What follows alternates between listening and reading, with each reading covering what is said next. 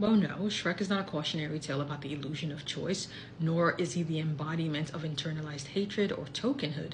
And I can say this as someone who's a huge purveyor that multiple truths can exist at once. However, those truths simply cannot stand, especially when you consider that Shrek's narrative arc was intentionally designed to subvert.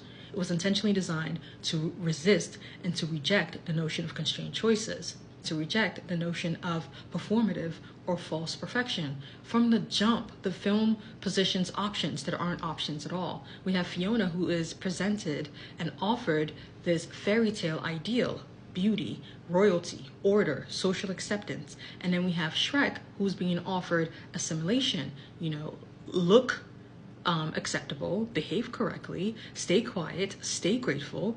And then we have Duloc, which is Lord Farquaad's immaculate kingdom that's later revealed to be hollow, authoritarian, to be absurd. It is the ultimate illusion of choice, because here we have order, but there's no humanity, and then perfection, but there's no freedom. It's as though every correct path has been pre-selected and socially sanctioned, but everything else that's messy, embodied, and real is being framed as failure.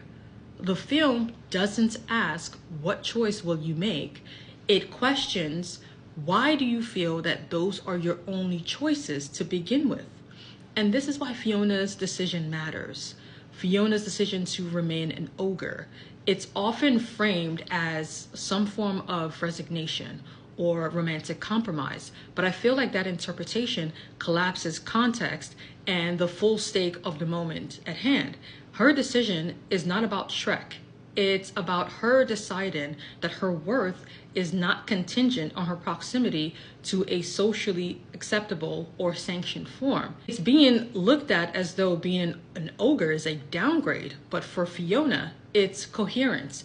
This is the first time that her inner life and her outer form are aligning without apology.